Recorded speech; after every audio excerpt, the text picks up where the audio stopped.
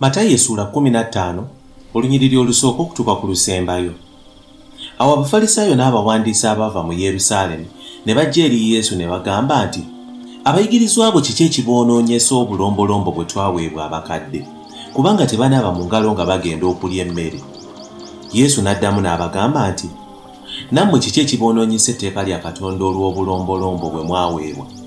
Kubanga Katonda yagamba nti, ossangamu ekitiibwa kitaawo ne nnyoko, nate nti, avumanga kitaawo oba nnyina abamuttanga bussi. Naye mmwe mugamba nti, buli aligamba kitaawo oba nnyina nti kyonna kye naalikuwadde okukugasa nkiwadde Katonda, alirema okussaamu ekitiibwa kitaawe. Bwe mutyo mwadibya ekigambo kya Katonda olw'obulombolombo bwammwe bwe mwaweebwa.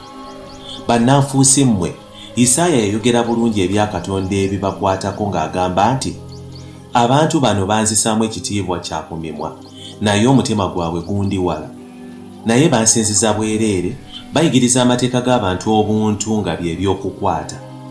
Abo Yesu n'ayita ekibiina ky'abantu n'abagamba nti, muwulire era mutegeere. Ekiyingira mu kamwa si kye kyonoona omuntu, naye ekiva mu kamwa ekyo kye kyonoona omuntu. Awo abayigirizwa ne bajja waali ne bamugamba nti, omanyi ng'Abafalisaayo baanyiize bwe baawulidde ekigambo ekyo?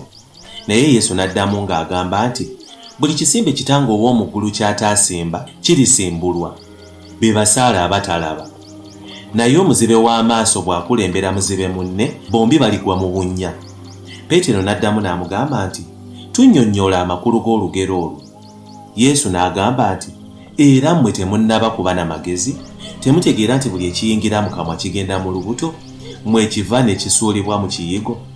Naye ebifuluma mu kamwa biva mu mutima, n'ebyo bye byonoona omuntu.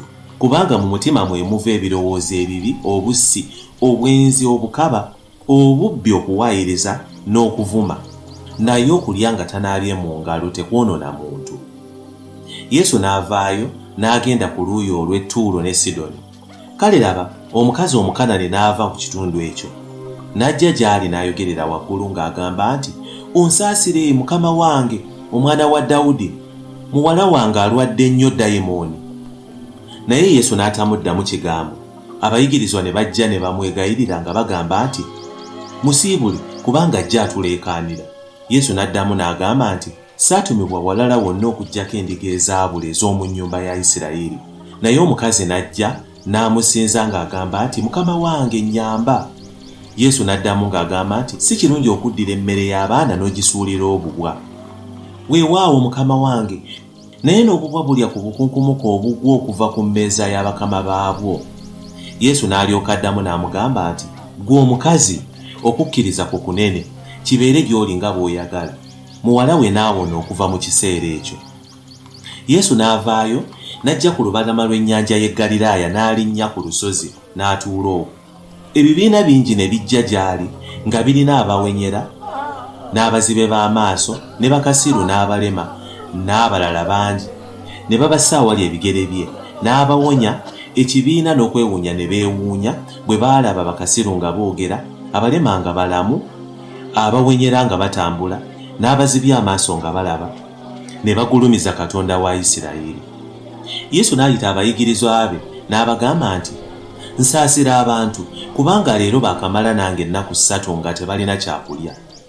N'okubasiibula nga balina enjala sikyagala, mpozi banaazirikira mu kkubo.